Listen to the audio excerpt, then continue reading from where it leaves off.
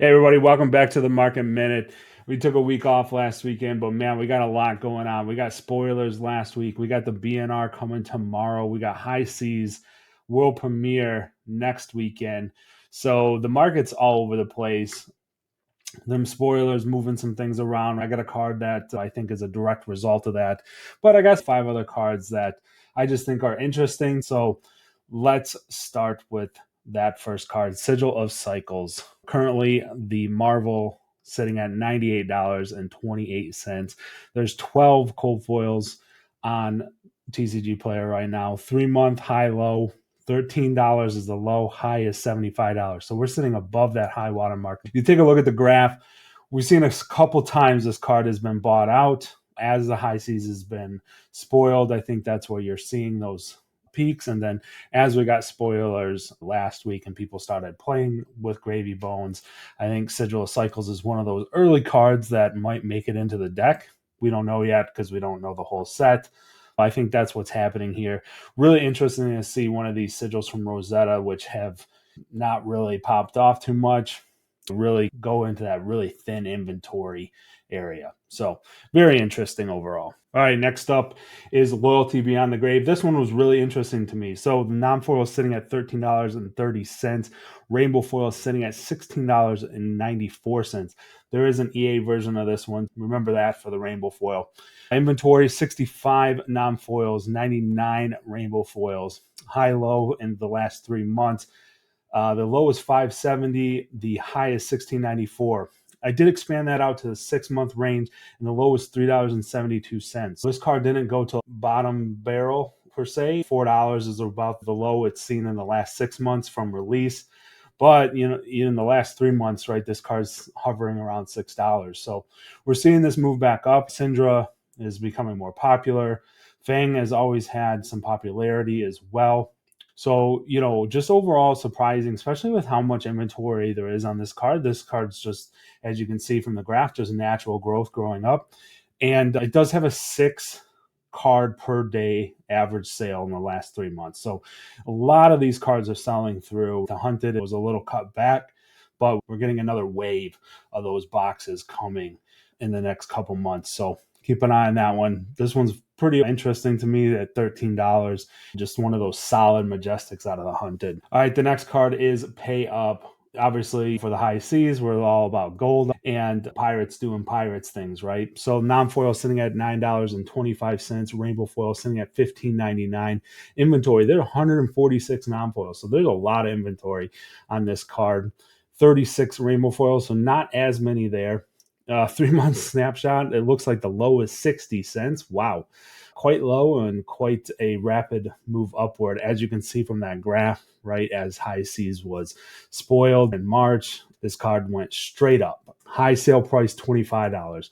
Overall, I think this card definitely could see some play moving forward. It really depends if High Seas heroes become the meta, which I think they definitely will see some play over the summer for sure. And this having overpower, if the defending hero has gold, is quite strong. And then also taking gold from them as well. Maybe even a way to turn on Lone Shark, that card that was spoiled. But it seems like gold is very important to pirates for obvious reasons. So this card could definitely see more and more play.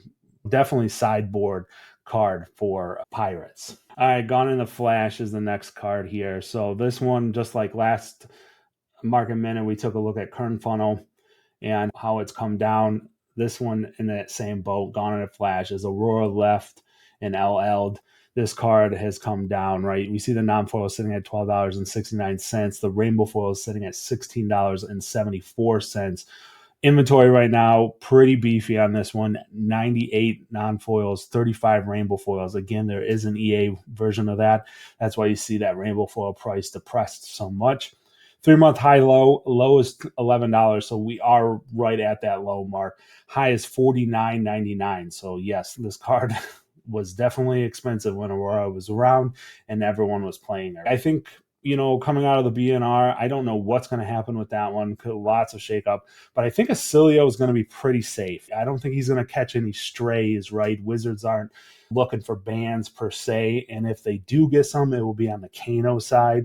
and not the lightning side. So I think Acilio is probably going to be looking really good. He's already pretty good all in the meta, maybe B, high B tier. If some of the top heroes get things banned from them, right, brings them back down. Now we're looking at a meta where maybe Acilio is towards the top.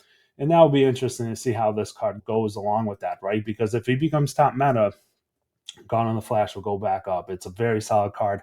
Definitely 3 of in all lightning decks. All right, Saber Bloodshed. So this card, just solid performer. Right now we're sitting at 22.89 for the non-foil on TCG Player, 34.99 for the rainbow foil, 50 non-foils, 9 rainbow foils. So somewhat tight inventory, right? Not surprising the Hunted for the same reasons that Loyalty Beyond the Grave, right? The Hunted was a little bit short coming in on release, but we are getting another wave of it to supplement the market. 3-month high low is $11, high is $24.98. So sitting pretty close to that high, but there's multiple heroes that play this. Fang can play this, Marionette can play this, Slippy can play this, right?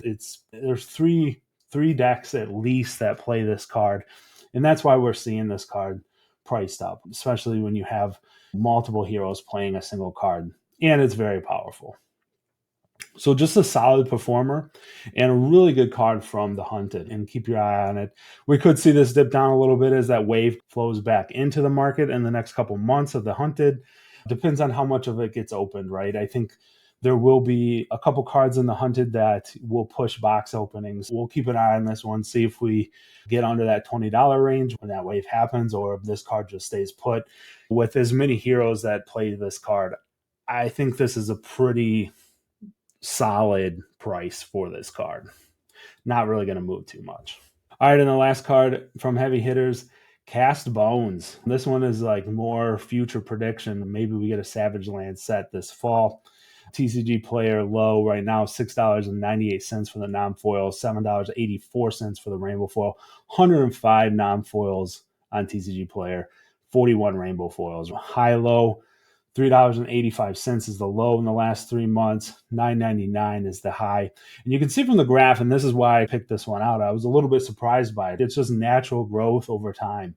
I could see this card continue to drift upward. There is quite a bit of stock on TCG Play right now. As you can see from the last 3 months, it is drifting up already. I also think Sea Legs, the Majestic that was just spoiled for high seas, is a big boon for this card. You can get yourself a Gold Kiss Rum, which gives your next action Go Again. Double Cast Bones is very good. That helps if you have that Gold Kiss Rum in play as a brute and you draw Cast Bones. You're definitely more able to play it, giving it Go Again. That was always the drawback with this card, is that it had to be a turn ender. Now you can mess around with that and maybe cast 2 of them at a time or something. So keep an eye on this card. I think this card has a lot of room to grow if we do see that Savage Land set being announced towards the end of the year. And then also just cards from High Seas are helping brutes as well.